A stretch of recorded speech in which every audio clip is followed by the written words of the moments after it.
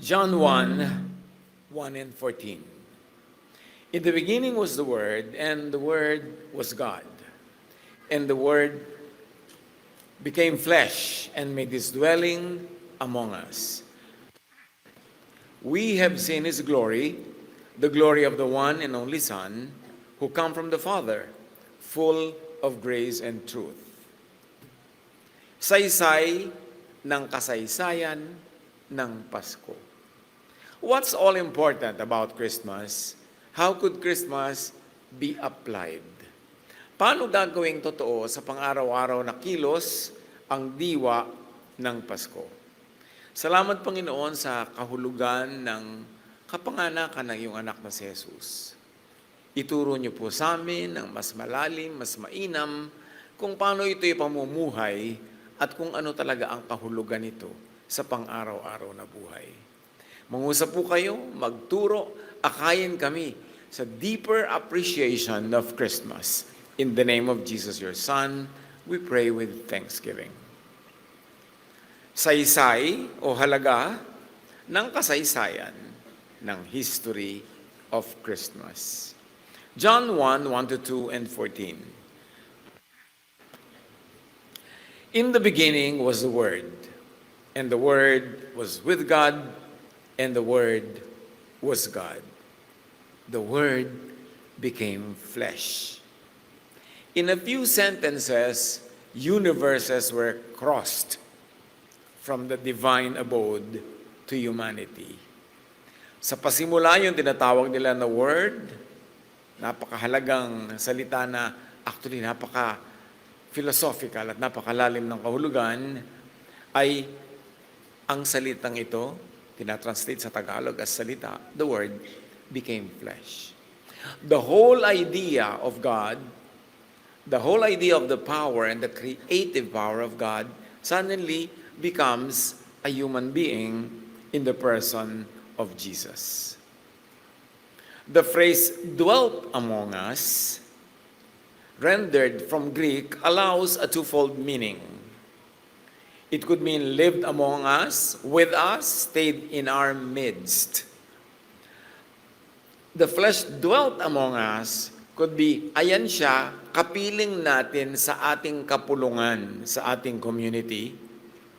It could mean, in a deeper way, he pitched his tent with us.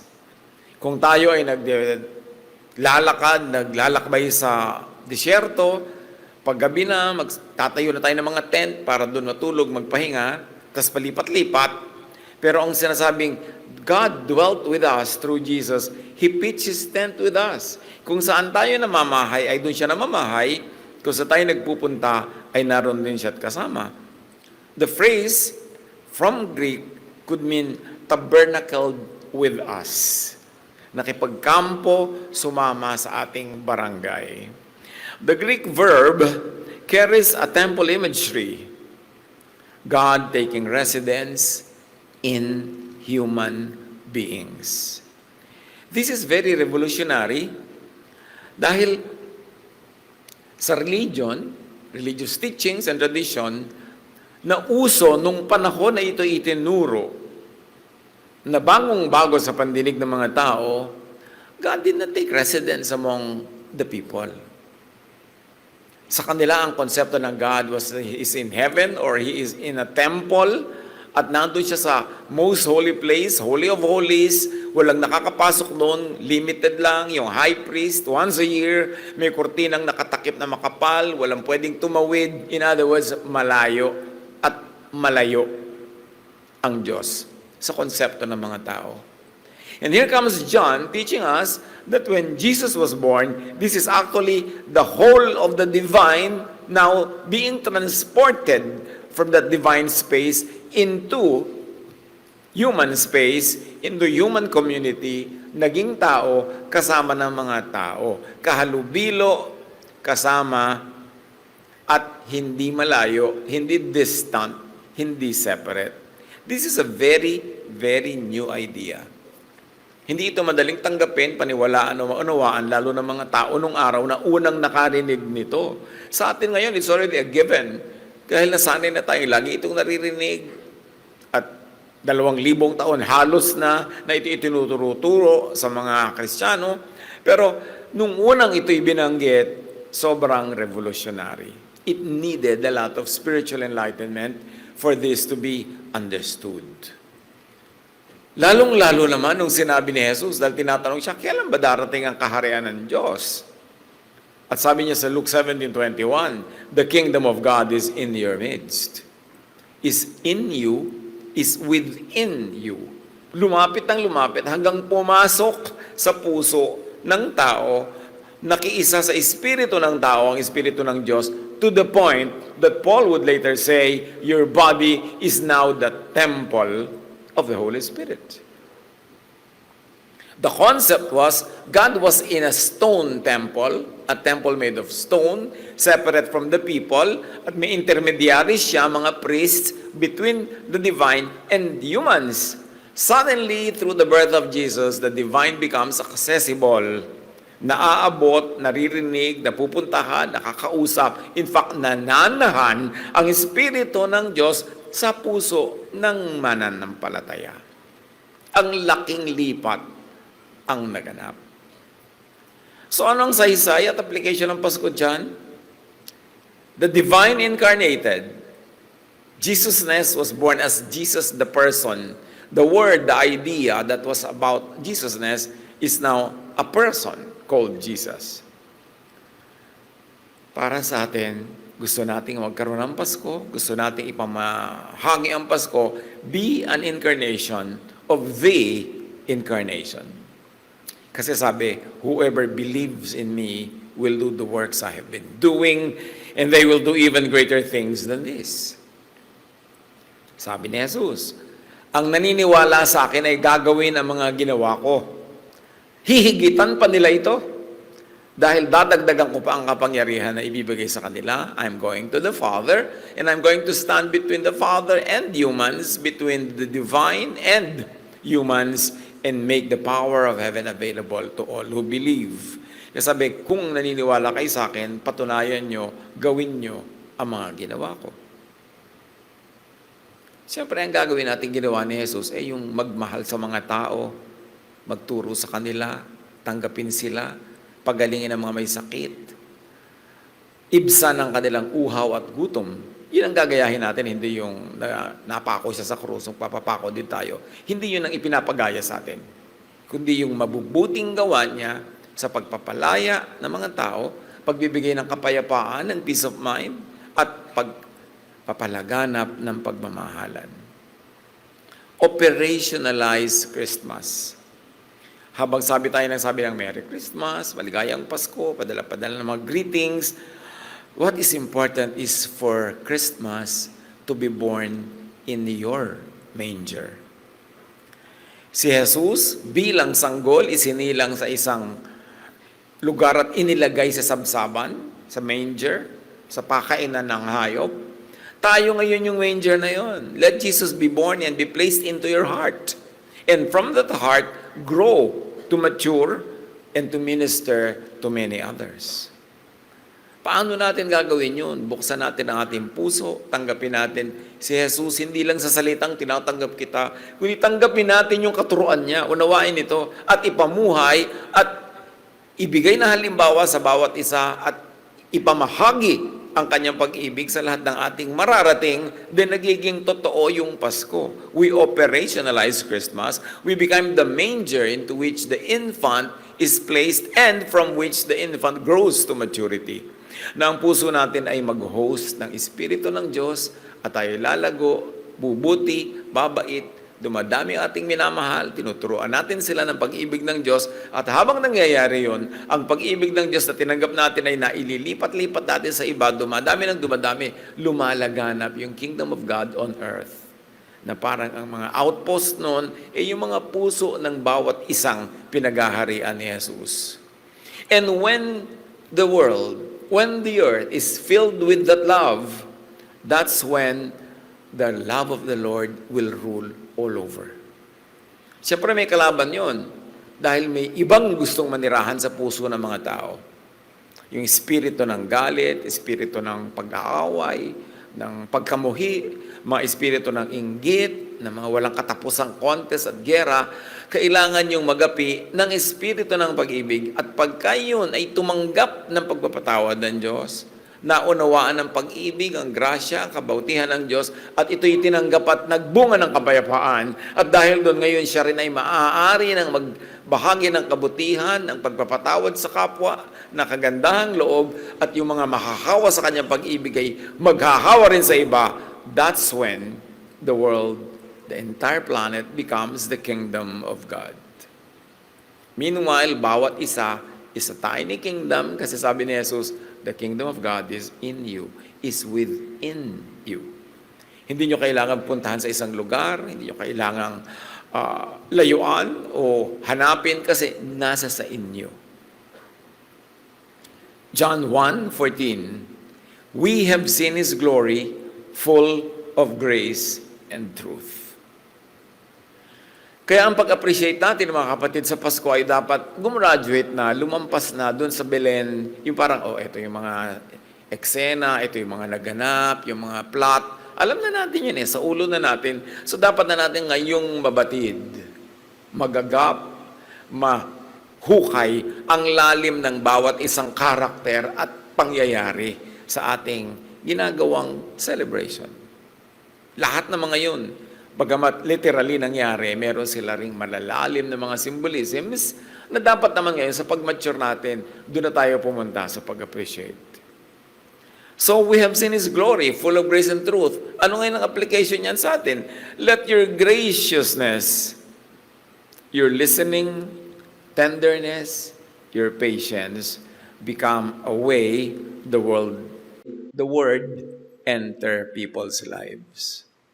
Gagawin mo na ngayon ang sarili mo na manger into which the infantness of Jesusness is born and placed and from which it grows. Na tayo na ngayon ang parang magiging daan para yung pag-ibig ng Diyos through Jesus ay makarating naman sa iba.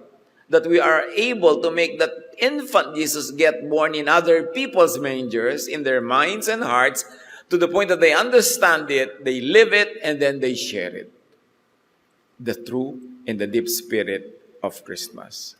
Be a way of the way. Jesus is the way. Pero tayo naman ang daanan niya, pintuan na pasukan niya patungo sa ating mga kakilala, pamilya, kaibigan, sa mga taong naaabot natin, maabot tayo sila ni Jesus through us. Through our love, through our kagandahang loob, kabutihan, at pagmamahal, then mararanasan nila yun. Jesus, the love of God, must be experienced. Hindi yun na ituturo ng salita, ng paragraph, ng sermon. Dapat yun nararamdaman. Ipinararamdam, ipinadadama. Bring divine love and gentleness into ordinary spaces. And that's when you become a missionary of Christmas. That's when you become an exponent of Christmas. Remember, Christmas is the idea made physical. So let the Word that was born as Jesus, let the idea, the wordness, or what we call Jesusness, inhabit your heart and mind. Dapat yun ang laman ng ating puso. Yun ang laman ng ating isip, yun ang lumalago. Yung tanim na diwa ni Jesus. And ano yun? Puro naman yung mga pagmamahal sa kapwa, pagtanggap, pag-ibig, pagsusuko ng ating buhay to the holiness of God. That we are cleansed, we are purified through faith by the power of God through Jesus. At yan ay mararanasan. Hindi lang maiintindihan sa utak yan, nararamdaman dapat ng puso. Paano malalaman kung isang tao ay tunay na ngang nakaunawa or nagsimula ng makaunawa at nade-develop ang pagkaunawa? Pabait ng pabait. Pabuti ng pabuti ang asal, ang ugali.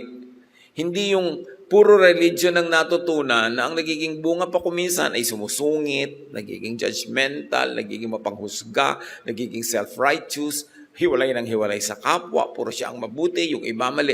Hindi naman dapat gano'n ang bunga. Bunga yun ng religiosity. Pero ang bunga ng spirituality ay patuloy na pagbabagong loob. Ang mababang kalooban, maunawain, mapagbigay, mapagparaya, yun ang tunay na mensahe ng pagkakapanganak kay Jesus. At pag yun ay ating naisa sa pamuhay na, inevitably, surely, iaabot din natin sa iba, maibibigay din sa iba. At yun ang pinakamagandang sermon, yun ang pinakamagandang mensahe, yun ang pinakamagandang Bible study, yun ang pinakamagandang katuruan, yung naipadama mo sa tunay, sa kilos, sa gawa, sa mga tao, ang pag-ibig ng Diyos. Hindi lang inuusal ng bibig, ginagawa, nararamdaman. And with Jesus in you, eternal and transcendent ka. Why? Because Jesus is eternal. Jesus came from that which is eternal.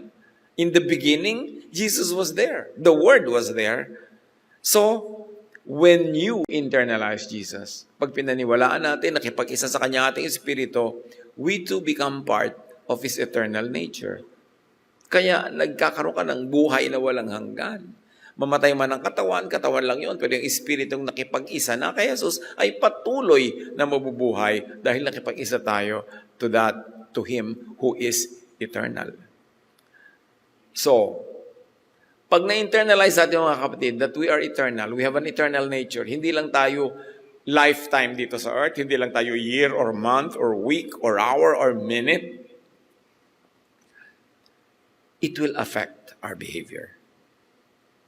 Let the eternal divine rhythm soften your actions and reactions.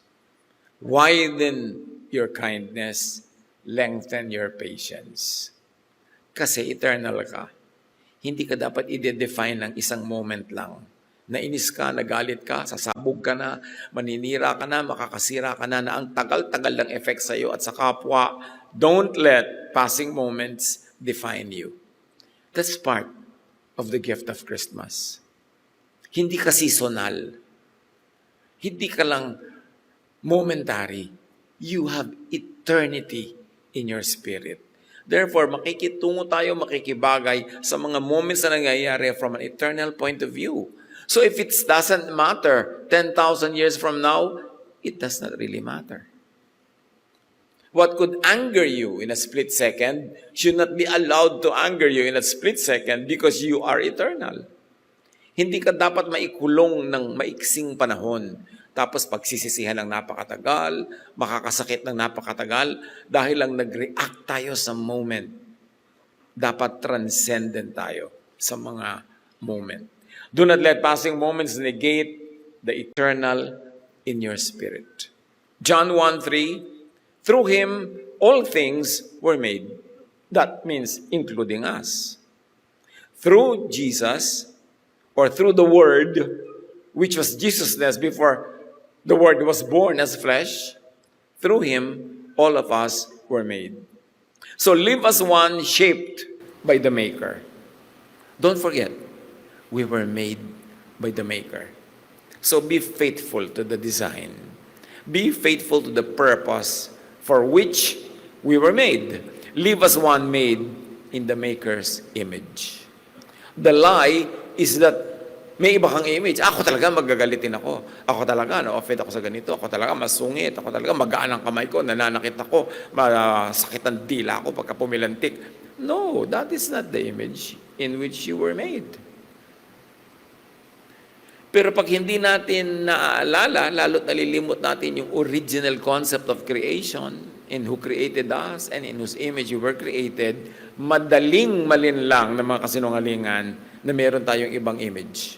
And it's so easy to be deluded into behaving according to that false image. No, your true image is the image of God.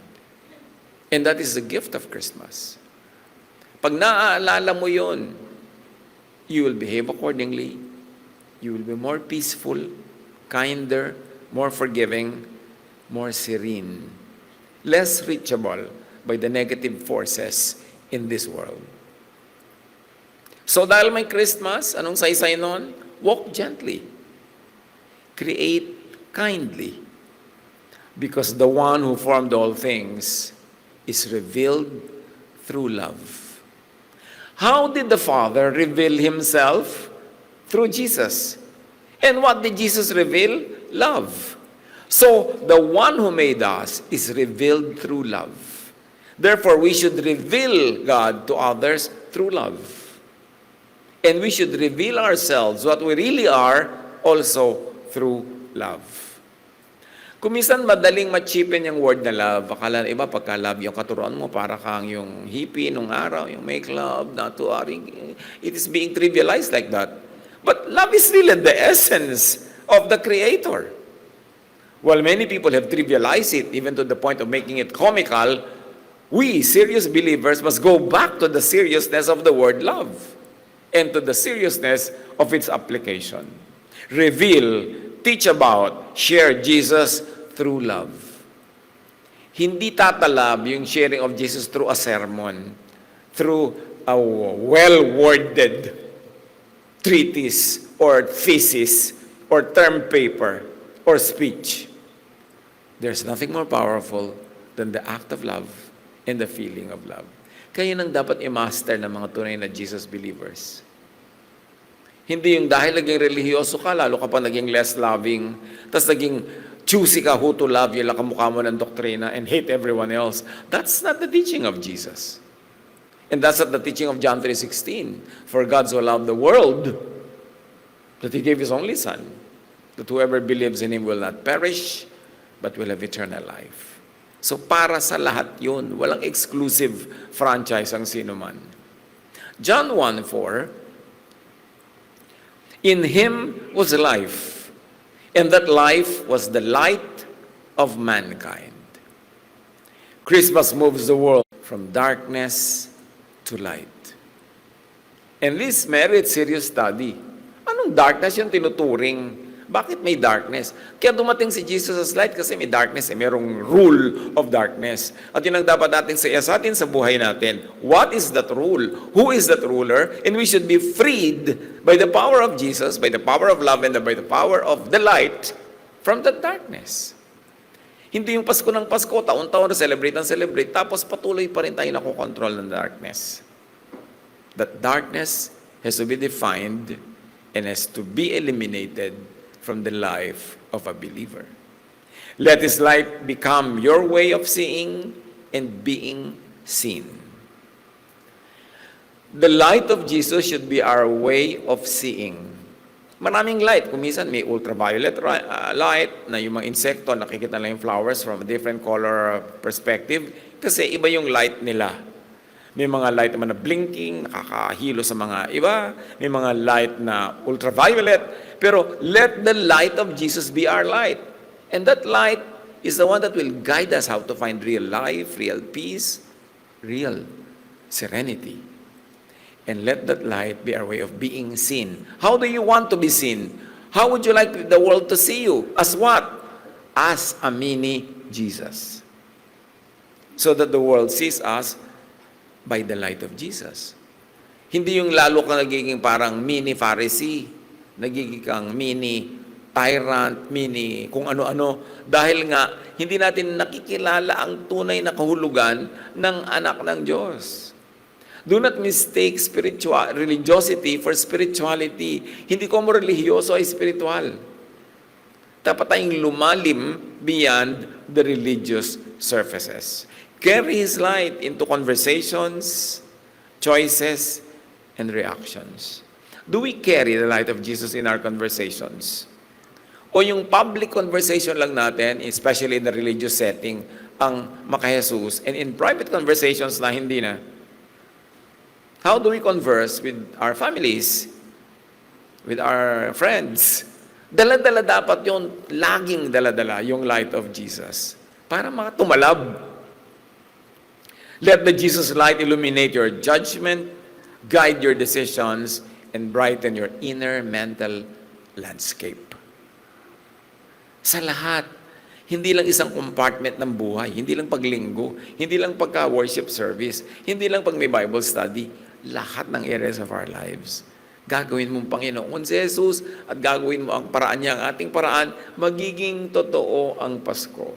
The reason why many people who are into very, very serious religiosity are hardly able to win people for Jesus is because religion lang yung dala-dala, hindi yung Jesusness. Yung spirito ng tahimik na pagmamahal, pag-ibig, pagtuturo. Hindi ka tolerant, hindi mo kinukonsente ang mga mali, pero patuloy kang nagbibigay ng options for people. And because style ni Jesus ang ginagamit mo, hindi ka mapilit, hindi ka na mabraso, gentle, peaceful approach. Because at the end of the day, it is what works. Yun ang tunay na tumatalab. John 1:5, the light shines in the darkness, and the darkness has not overcome it. You, Jesus believer, are the light of the world. A town built on a hill cannot be hidden, sabi ni Jesus. Light ka, it's enough. Hindi mo kailangan makipag-away sa lahat ng darkness. Do not argue with darkness. Just shine. Let your light shine. Period. Hindi mo kailangan makipagtalo, hindi mo kailangan manalo sa bawat argumento because it is the power of truth that will win, not your oratorical skills. Kailangan lang lagi kang totoo sa Spirit ni Jesus, yun ang mananaig. Let your presence calm tensions. Dahil na kay Jesus ka. Let your tone soften harshness. And let your choices cut or interrupt cycles of hurt. Can you imagine? What a powerful ambassador of heaven. Kung ikaw, sa bawat may tensyon, pagpasok mo, nagkakaroon ng relaxation. Sa bawat stressful situation, pag sumali ka, nagkakaroon ng resolution or nababawasan yung gulo. Yung mga sakitan, pagka sumali ka sa equation, nagiging gentler or at least nagiging loving pa. And whenever you involve yourself in any situation, you cut or interrupt cycles of hurt. Kasi alam niyo yung pananakit, nasaktan ka, mananakit ka, pinagsabihan ka, sasabi ka rin, cycles yan eh. Pero pagka ang mananampalataya pumasok sa cycle na yon, masisira yung cycle, titigil, and it will be redirected by the Jesus energy towards peace, towards serenity. Kaya ka nga ambassador ng langit. The Jesus that's in you is stronger than any confusion or chaos around you. Live by that. And you win with your quiet affection. Not with shouting, not with speeches, but by being Jesus. And most of the time, Jesus was just meek, quiet, and he just continued to love people. John 1:11, he came to his own, but his own did not receive him. So the story of Jesus, the story of Christmas, includes refusal. In fact, kapapanganak pa lang nga kay Jesus hindi pa may nagtatagal Gusto na siyang patayin ng marami. Refusal. Yet the mission continues. Not everyone will welcome your light, Christian, your peace, or your sincerity. But carry a quiet grace when your goodness is declined. Pagkakanoon, tumatalab na yata sa akin si Jesus. Na kahit yung mga kabutihan ko binibigay, dinedecline, minamasama, hindi mo ikinakagalit, hindi ka nagagalit, at hindi ka nanggagalit, nakita mo, tumalab na nga sa akin yung naging Belen na nga ako, naging sabsaban na ako, na pinaglaga ka ng infant Jesus who grows from my heart. Ito ang magandang parameters, mga panukat ng tagumpay ng pagkilos ng Espiritu sa ating buhay, na hindi ka na nambabato sa bumabato. Hindi ka na laging uudyok ang magalit at magsalita, pag napagsalitaan, gumanti. Kailangang tumalab na yun sa buhay natin kasi paulit-ulit ang celebration ng Pasko. Dapat lumalalim ang talab nito sa ating buhay. John 1:12-13, yet to all who received him, he gave the right to become children of God. Children born not of natural descent, but born of God. Christmas rebirths creation. Hindi ba nagkaroon ng creation, tapos nagkaroon ng tinatawag na fall, at nagkaroon ng death, at kung ano-ano pa? Well, Christmas is re-creation, and you can call it creation too. Kasi sabi, to all who receive him, he gives the right to become children of God. Better than the creation of Genesis. Kasi noong creation of Genesis, you were just born as human. But with Jesus, you become born again into the family of God. It will not be too much to extend it to say, you have been given a divine nature through your belief in Jesus. You have been made eternal because you accepted an eternal Savior. Because you accepted Jesus, the eternity of Jesus becomes yours as well. Ang ganda-ganda na ibig sabihin ng Pasko. Napakaganda ng celebration na ito. Hindi marapat na maliitin o pintasan o pag-away-awayan kung kailan ang date. Yung iba hindi daw talaga December 25. Sino ba talaga sabi yan ang exact date niyan? Kaya lang nga, kung iba pa ang gusto mong date, saan ka ngayon? February 1. Mabuti na sabay-sabay tayo sa ganito. Ang mahalaga, hindi yung date, yung halaga ng ating kinikilalang naganap na ang Diyos ay nagkatawang tao, isinilang sa ating puso. Tayo yung Belen, tayo yung sabsaban, isinilang ang anak ng Diyos sa atin. To the point that Paul would say, your body is now the temple of the Holy Spirit. Talagang isinilang sa'yo, nandyan na, kaisa mo. Hindi mo bisita, hindi mo pinupuntahan sa templo once a week or once a month or once a year dahil nasa iyo, ikaw na yung templo ng Espiritu ng Diyos. Christmas is not only the birth of Jesus, it is the rebirth of us. Tayo ang kwento. Ginawa yan sa pagmamahal ng Diyos sa atin. So John 1:12-13 brings us from receiving to becoming and to rebirth from God. Ang laking proseso yon. Christmas is the revision of the fall, the so-called fall. It's a reversal of darkness to light. It's a recall of death. Binawi ang death, nagkaroon tayo ng eternal life. Life becomes the truer identity of us, not death. Justification, not condemnation. Grace, not judgment. Maraming na ibang Pasko. Dapat natin yung dibdibin. Christmas is the leveling up of made in God's image to be born in and with God's Spirit. Noon nga, made in God's image lang. Now you are born into God's family. You have become family of God. Reborn with God's Spirit. So, Christmas is the reset of creation. Ang laki-laking event. Marapat ipagdiwang. Kaya lang malampasan natin sana yung mga gulo na hindi naman kailangan. Sobrang color, sobrang sensual images of what Christmas is. Although those things, when festive, are not bad. Pero kailangan huwag kang titigil doon, makarating ka sa mas malalim na kahulugan. From resemblance to indwelling to God in us to we are in God. Yung sabing God in us, God with us, hindi birong statement yun. Especially when understood from the point of view ng tradition ng Israel that God is distant, laging galit, nagpaparusa, kung ano-ano i-offer mo, hindi natutuwa pagka walang offering ng blood. Yung ang dami-daming iniba ng Pasko. To the point that even Jesus would be the one to give us His life. Na-reverse ang lahat ng mga ganong sacrifices to the point that it is the Son of God who would offer the sacrifice of Himself. Born not of Genesis biology, but born of God, born by gospel recreation. Yun ang naganap sa Pasko. Madali sanang pag-usapan yung, wow, may tala na lumabas, may mga dumating na wise men, yung mga ganong klaseng kwento ng Pasko na paulit-ulit lang naman taon-taon. Pero mahalaga na lumalim na ang pag-appreciate natin ng mga kahulugan yan para mas maging matibay ang kapit ng gawa ng Espiritu sa ating buhay. The Incarnation opens the divine circle to us. Sa John 14:20, sabi ni Jesus, you are in me and I am in you.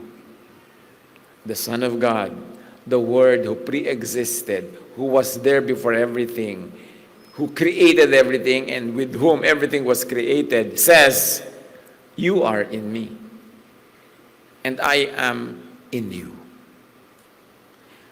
Through Jesus, we have become a part of the divine nature of the Son of God. Tapos sasabihin ni Jesus, I am in the Father, and the Father is in me. I am in my Father, and you are in me, and I am in you. John 14:20. The Father and the Son, okay, nandun sila sa circle nila eh. But through Jesus and through our faith in Jesus, we enter Jesus. Jesus becomes one with us. We become one with Jesus. Effectively, automatically, we also become one with the Father, with whom Jesus is one. So kung merong exclusive circle ang Father and Son, and include the Holy Spirit, pumasok ang tao sa divine circle na yon through Jesus. And the door is the love of Jesus, because that love is the door to eternity. Kung hindi sa pag-ibig ng Diyos, makakapasok ba tayo doon sa circle na yon? It looks very parang, ano ba yun? Mahirap daw imaginein, parang intangible. Pag-usapan na lang natin yung mga anghel at yung mga tala. Pero dapat ka tayong lumampas na sa ganung mga symbolisms eh. Yung mas spiritual understanding. Christmas opens the divine circle of oneness. Father, Son, and believers. Can you imagine this? Through our faith in Jesus, we are ushered into divine space, into eternal time. This is awesome. And the entrance to that circle is love. The incarnation ushers inner transformation. Be transformed by the renewing of your mind. What is the relevance? Mind is thought. Thought is frequency. Thought is wave. When you change your thought, you change your frequency, you change your wave into the frequency of the divine, then you enter a divine realm. Maganda yung pag-aralan. Magandang unawain. Christmas continues inside us whenever our thinking shifts from law to grace. Kakaroon kang Pasko. Pag nanatili ka pa rin sa law at wala ka sa grace, wala ka bang Pasko? Sa idea lang, pero hindi sa tunay na buhay. Christmas continues inside us whenever our thinking shifts from fear to trust, from anger and hatred to love, from reaction to compassion, from fragmentation to coherence, from division to unity. Yun dapat ang movement. Gustong-gusto ni Jesus na tayo maging united. Kasi in unity, especially unity in love, unity in spirit, doon nag-ahari ang Espiritu ng Diyos. Kaya ang ginagawa ng kaaway is lagi tayong i-divide. Kasi pag divided tayo, hindi mabubuo yung coherence. Hindi tayo lilipat ng frequency and vibration to that divine frequency. Therefore, mapofrustrate ang ating mga attempts to be one with God, to have peace, to have love. Kaya, simpleng-simple yun. Identify any work of darkness na ang resulta is division. Bakit lagi may division? Pamilya, any club, pag may 3 member, mag-divide din bukas. Kahit ano na lang na organisasyon, nagkakahati-hati, nag-aaway-away, churches, dami ng dami, dahil split ng split. Divide ng divide, kasi meron dark forces at work that will do everything to prevent us from becoming one in spirit. Lagi tayong bibigyan ng divisive issues. Pag-aaway-awayan ng maliliit na bagay, kahit na kung gaano kaasim ang sinigang, pag-aawayan ng biyanan at ng manugang. Hindi tayo mauubusan ng pag-aawayan kasi dinadaya tayo ng kadiliman. So identify that at huwag kang padaig. Pagka gusto mo nang awayan yung isa dahil hindi ka kasundo, teka, may ibang forces at work dito. Hindi talaga kami ang magkaaway dito. Pinag-aaway kami. Para hindi magganap ang kagustuhan ng Diyos na magkaisa-isa ang mga tao. Kasi sa pagkaisa-isa, doon nabubuo ang kingdom of God. So ang gusto ng kaaway, fragmented yan. Kalat-kalat, iwahiwalay para walang power. Huwag paggamit sa deception of the evil one. Pamilya nyo, ano mga pinag-aawayan nyo? Isang dangkal na lupa? Lupa sa kuko. Magkakapatid nagsusumpaan dahil sa lumang piano. Di ba, deception yun? Pero sabi, ano yun? Ano talaga yan? Yung nagiging kumisan tayo mas selfish, nagiging maramot para dumami na dumami yung koleksyon natin ng mga elepante. Mga elepanting miniature, elepanting ceramic, elepanting bakal. Pagka naman namamatay ka na, wala namang tatanggap no, kahit ipamana mo kasi kalat lang. Nadadaya tayo. Lahat ng pinag-aawayan natin, pandaraya lang. Kaya ang solusyon ni Jesus, love, forgiveness, understanding. Don't trivialize those words. Yun ang tunay na solusyon. Yun ang tunay na gamot. Ang kailangan lang natin, i-apply talaga. Kilalanin. Mga kapatid, right now, magpapasko na naman, kung takot-takot na Merry Christmas na naman na sasabihin natin, pero nagbibigay ba tayo ng spirit ng Christmas, which is forgiveness? Understanding, acceptance, love. Doon tayo maging magaling sa gawa, huwag sa salita. Identify everything, every conflict ninyo magkakaibigan, ang haba-haba ng pinagsamahan nyo, tapos napakaliit na bagay, papayagang lumaki, magkakalayo-layo kayo, sayang ang pinagsamahan. Yan ang gusto lagi ng darkness. But remember, Jesus is light. Kailangan may unity, which in quantum physics is coherence. Quantum coherence is the state where particles act in perfect sync. At pag nangyari yon, the particle becomes very powerful. Sabi nga nila, di ba, united we stand, divided we fall. Ano ang hindi pwedeng gawin ng isang united family, united community, united na bayan, united na humanity? At yan ang pinipigil ng darkness na maganap. Huwag padaya. Christmas defines love as the frequency of eternity. Doon tayo mag-master, mag-PhD, mag-doctorate, maging expert sa love. Hindi sa kung ano-ano mga theology na ang nagiging bunga pa madalas ay divisions. Whoever lives in love, lives in God. Perfect love drives out fear. 1 John 4:16 to 18. Operate in the love frequency. Every moment we choose love over hatred or fear, Jesus is born again within. Every moment, ni-reprise natin yung birth of Jesus and giving it additional depth and width and breadth and meaning. Christmas opens a new beginning. Anyone who accepts the light becomes part of God's family through a rebirth that comes from God. Can you imagine becoming part of God's family? So live from and with the dignity of one who is born of God. Taasan natin yung taste, yung level of dealing with others and with self. Hindi tayo mga mabababang uri, napakataas because we are born into the family of God. Madalas lang nakakalimutan natin yung identity na yun. Kaya nag-a-assume tayo ng false image. Bisa bumababa yung ating level, yung ethics, pakikitungo, pagkatao. Pero kasinungalingan yun. Hindi yun lang totoo tungkol sa atin. Let this identity steady your emotions, refine your choices, and deepen your compassion.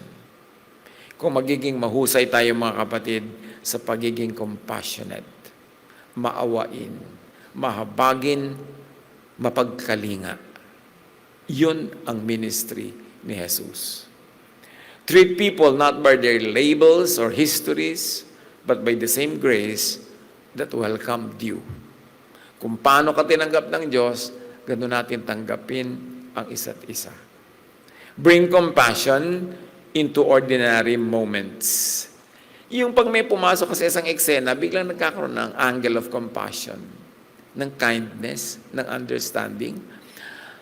Ang tao kasi naman, kung anong marinig niya, madalas yun ang nakokopya niya. Pag nagagalit siya dito sa isang tao, pag may dumating na second person, sabi niya, ay, hindi naman siya ganoon, mabuti yan, baka hindi mo lang naintindihan. Naiiba ka rin eh. Pero pagka ang dumating sulsol, ginatungan ka pa. Magkagalit ka rin. Doon tayo magbantay mga kapatid. Ano ang impluensya sa atin ang nakakausap natin? So, tayo man, paano natin ini-impluensya ang kapwa? Nagagalit siya, nung nakausap ka, mas nagalit ba o humupa ang loob? Nalilito siya, nung nakausap ka, mas nagkaroon ba ng linaw ng pag-iisip? We walk into a room and bless it because we are children of God. Pag nadibdib natin yon, kahit hindi ka magpadala ng Christmas card o magpadala ng electronic card, daig mo pa ang bumabati ng Merry Christmas araw-araw. Bring compassion into ordinary moments, into conversations, into errands, into pauses. Nakapila ka sa butika, bilihan ng gamot ang mga tao, may napansin ka na isang parang sa surface ay mukhang dukha, mukhang walang kakayanin, tingin ng tingin sa kanyang reseta, at madidinig mo, ilan po ang bibili nyo kasi nakareseta dito, 16. Dalawa lang muna. Alam mo na walang pera. Eto ka na ngayon, may pera ka naman nung araw na yon. Sabi mo, bibiling ko na lang lahat yung 16 para kay nanay dito. Yan ang Pasko. Hindi ko ano-ano mga sermon at mga ipinamimigay mong pulyeto at mga babasahin at sari-sari. Yung maging totoo. Napakaraming situation sa buhay natin na pwede tayong magpamasko. Maraming kahirapan, maraming mga pagdurusa sa mundo na pwedeng ikaw yung sagot. So whenever you are there in the circle, in that event, in that lokal, be the Jesusness. That will be the arm of God, the hand of God, the voice of God. Then you make Jesus known by your light. By the light that you emanate. Hindi naman kailangan laging mayroong financial cost yan. Maraming paraan. Yun lang ginalit ka, hindi ka nalang sumagot. Hindi mo pinatulan. Di Jesusness yun. Kasi wala namang galit na nanatiling matapang kung hindi mo sinasalungat o kinukontra o sinasagot. Huhupa din yan. Lumalaki lang pagka sinasagot mo pa. So be that presence. Let your presence carry gentleness instead of pressure.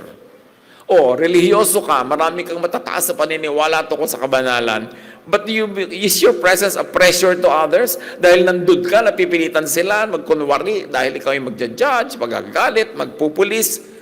Let your presence carry gentleness instead of pressure. Liberation instead of occupation. Rest instead of toil. Peace instead of conflict. Because you're in Jesus, let your presence carry compassion instead of callousness, grace instead of harshness, love instead of hatred. Napaka-doable if only we decide and will internalize the fact that we are born of God, that we are born into the family of God, that Jesus said, you are the light of the world. Christmas is God stepping into human darkness as light, opening the divine circle and initiating our rebirth. Napakasarap ipagdiwang. Whenever we welcome His love into our thinking, our feeling, and living, Christmas happens again and again inside us. And we can make it happen again and again in other people's lives. Let the light enter your dark places. Siyasatin natin ang mga sarili. What are the dark corners and spots in my life? Ang tagal-tagal ko nang nakay Jesus, ang tagal-tagal ko nang naniniwala. Pero may mga sulok-sulok pa rin na may nagaharing darkness. Surrender it to the light of Jesus. Not for punishment, but for restoration, for healing, for forgiveness. Replace fear energy with grace energy. Kristiyanong napakaraming fears. Hindi siguro nauubos yan, pero dapat pakonti ng pakonti. Nagagapi natin because Jesus says, do not fear. Renew your mind in Jesus' love frequency. Kasi pag nasa frequency of hatred, kahit anong marinig mo, ang result ng hatred, galit, rejection. Pero pag lumipat ka sa frequency of love, you will have the space in your heart and mind to accommodate things that you used to not be able to accommodate. It's so wonderful to experience. Live in oneness with God, with self, and with neighbor. Hindi pwedeng one week ka with God tapos kaaway mo ang buong barangay. Kasi mahal din lahat yan ng Diyos. Choose inner rebirth. Choose love. Choose Christmas daily. Panginoon, turuan niyo po kami na maging totoo, spiritual, malalim, malawak ang kahulugan ng Pasko. Pagbabago ng aming isip, ng aming puso, ang aming asal, ugali, mga gawi, upang lalong matanggap namin ng inyong grasya, upang lalo kaming bumuti, bumait, at lalo kaming magkaroon ng tinig para madinig ng iba. Not our voice but yours, not our spirit but yours, therefore the spirit of the Jesus love. Siyasatin niyo po kami kung may mga nalalabi pa mga dark spots in our hearts, dark spaces, that should be surrendered to the love and grace of Jesus, that we should be surrendered to your healing, restoration, because we cannot give what we do not have, that we have to be healthy spiritually to be able to help others. Magbulay-bulay tayo mga kapatid. Pag-isipang mabuti, ihingi ng payo sa Diyos kung ano ang mga very personal application sa atin ng Spirit of Christmas, ng halaga, ng saysay, ng kasaysayan ng Pasko. Be with the Lord in silent reflection.